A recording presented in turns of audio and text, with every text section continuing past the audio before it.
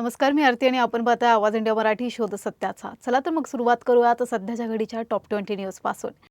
राज्यातील ओबीसी समाजासाठी मोठा निर्णय घेण्याच्या हालचाली सुरू झाल्या आहेत. महसूल मंत्री चंद्रशेखर बावनकुळे यांच्या अध्यक्षतेखाली झालेल्या बैठकीत ओबीसी नॉन क्रिमिलेअर मर्यादा 8 लाखांवरून 15 लाख करण्याची शिफारस करण्यात आली आहे. याशिवाय ओबीसी यादीत 43 नव्या जातींचा समावेश करण्याचा प्रस्ताव केंद्र सरकारकडे पाठवण्याचा निर्णय घेण्यात आला आहे. विद्यार्थ्यांच्या शैक्षणिक सवलती, वसतिगृह योजना आणि स्वयंरोजगार योजनांवरही बैठकीत चर्चा झाली आहे. ऑनलाईन औषध विक्री आणि मोठ्या कंपन्यांकडून दिल्या जाणाऱ्या सवलतींच्या विरोधात देशभरातील औषध विक्रेत्यांनी आज एकदिवसीय बंद पुकारला आहे. मुंबई, पुणे, ठाणे, नाशिक आणि नागपूरसह राज्यातील अनेक शहरांमध्ये मेडिकल दुकाने बंद ठेवण्यात आली आहेत. बनावट औषध विक्रीमुळे किरकोळ व्यवसाय धोक्यात आल्याचा आरोप संघटनांनी केलाय.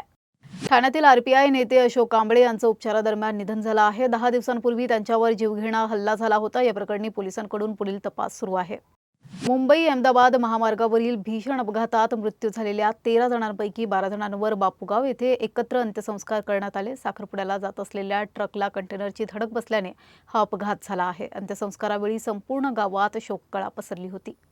मुंबईतील पायधुनी परिसरातील डोकाडी या कुटुंबातील 4 सदस्यांच्या मृत्यूप्रकरणी फॉरेन्सिक तपासात झिंक फॉस्फाईड हे विषारी रसायन आढळलं आहे. कलिंगड आणि मृताच्या शरीरात हे रसायन सापडल्याने पोलीस तपास अधिक तीव्र करण्यात आला आहे. घरातील मिठाचे नमुनेही तपासणीसाठी पाठवण्यात आले आहेत. अधिक मासानिमित्त पंढरपुरात भाविकांची मोठी गर्दी असताना महिला स्वच्छतागृहात मोबाईलवर चोरून चित्रीकरणाचा प्रयत्न झाल्याची घटना समोर आली आहे. संबंधित महिलेनं आरडाओरडा करताच संशयित तरुण पळून गेला. 2 दिवसांत अशाच प्रकारची दुसरी घटना घडल्याने सुरक्षेवर प्रश्नचिन्ह उपस्थित झाले आहेत. संतोष देशमुख हत्या प्रकरणातील आरोपी वाल्मिक कराड याची प्रकृती खालावल्याची माहिती समोर आली आहे. बीड जिल्हा कारागृहात असलेल्या कराडवर गेल्या 3 दिवसांपासून उपचार सुरू असून त्याला सलाईन लावण्यात आली आहे. संसर्गामुळे प्रकृती अधिक बिघडल्याचं सांगितलं जात आहे. मुख्यमंत्री देवेंद्र फडणवीस यांच्या अध्यक्षतेखाली झालेल्या मंत्रिमंडळ बैठकीत रायगड जिल्ह्यातील भाताण येथे ॲमिटी विद्यापीठाच्या विस्तारासाठी 15 एकर जमीन देण्यास मंजुरी देण्यात आली आहे. या जागेवर शैक्षणिक संकुल, वसतिगृह आणि क्रीडांगण उभारण्यात येणार आहे. कोकण विधान परिषद निवडणुकीसाठी महायुतीत रस्सीखेच सुरू झाली आहे. राष्ट्रवादीकडून अनिकेत तटकरे तर शिवसेनेकडून विकास गोगावले यांच्या नावांची जोरदार चर्चा सुरू झाली आहे. अंतिम उमेदवारीकडे सर्वांचं लक्ष लागलंय. शिर्डीचे खासदार भाऊसाहेब वाकचौरे यांनी उद्योगमंत्री उदय सामंत यांच्या भेटीसाठी हजेरी लावल्याने राज्यात पुन्हा ऑपरेशन टायगर चर्चेत आला आहे. याआधीही ठाकरे गटातील काही खासदारांनी शिंदे गटाच्या नेत्यांच्या भेटी घेतल्या होत्या. भाजप युवा मोर्चाचे प्रदेशाध्यक्ष कृष्णराज महाडिक यांच्या पंढरपूर दौऱ्यावेळी कार्यकर्त्यांनी व्हीआयपी दर्शनासाठी मंदिराच्या गेटवर मोठी गर्दी आणि धक्काबुक्की केली. या घटनेचे व्हिडिओ सोशल मीडियावर व्हायरल झाले आहेत.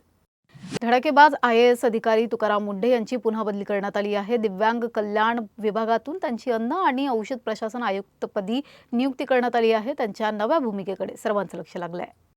विरोधी पक्षनेते राहुल गांधी यांनी पेट्रोल डिझेल दरवाढीवरून केंद्र सरकारवर निशाणा साधला आहे. देश मोठ्या आर्थिक संकटाच्या उंबरठ्यावर असल्याचा दावा त्यांनी केला असून युवक, शेतकरी आणि लघु उद्योजकांवर याचा मोठा परिणाम होईल असं ते म्हणाले.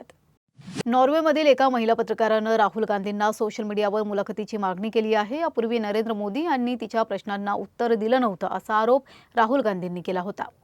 अफगाणिस्तान विरुद्धच्या कसोटी मालिकेसाठी भारतीय संघ जाहीर करण्यात आला आहे. जसप्रीत बुमराह आणि रवींद्र जडेजाला विश्रांती देण्यात आली असून मानव सुतार, हर्ष दुबे आणि गुरनूर ब्रार यांना संघात संधी मिळाली आहे. 6 दिवसांपासून बेपत्ता असलेल्या पंजाबी गायिका इंदर कौर हिचा मृतदेह लुधियानाजवळील कालव्यात आढळून आला आहे. लग्नास नकार दिल्यामुळे एका व्यक्तीने तिची हत्या केल्याचा आरोप कुटुंबियांनी केलाय. इटली दौऱ्यावर असलेल्या पंतप्रधान नरेंद्र मोदी यांच्यासोबत इटलीच्या पंतप्रधान जॉर्जिया मेलोनी यांनी सेल्फी पोस्ट केला आहे. Welcome to Rome my friend या कॅप्शनमुळे फोटो सोशल मीडियावर तुफान व्हायरल होत आहे. अभिनेत्री शिल्पा शेट्टीच्या पुण्यातील बॅस्टियन क्लबमधील कथित अश्लील कृत्यांचा व्हिडिओ व्हायरल झाला आहे. गर्दीत सार्वजनिक ठिकाणी अश्लील वर्तन होत असल्याने नागरिकांनी संताप व्यक्त केलाय. ज्येष्ठ अभिनेत्री स्वाती चिटणीस आणि अभिनेते दिलीप प्रभावळकर यांना अखिल भारतीय मराठी नाट्य परिषदेचा जीवन गौरव पुरस्कार जाहीर करण्यात आला आहे. पुरस्कार सोहळा 14 जून रोजी मुंबईत पार पडणार आहे. RCC कोचिंग क्लासेसचे संचालक शिवराज मोटेगावकर यांना नीट पेपर फुटी प्रकरणात CBI कोठडी सुनावण्यात आली आहे. स्वतःचं मेडिकल कॉलेज सुरू करण्याचं स्वप्न पूर्ण करण्यासाठी मुलाला डॉक्टर बनवण्याच्या उद्देशाने पेपरफुटी केल्याचा संशय व्यक्त केला जात आहे. त्यांच्या आर्थिक व्यवहारांची चौकशी ईडीकडूनही सुरू आहे. सध्या या बातमीपत्रात एवढंच. पुढील घडामोडींसाठी बघत रहा आवाज इंडिया मराठी शोध सत्याचा.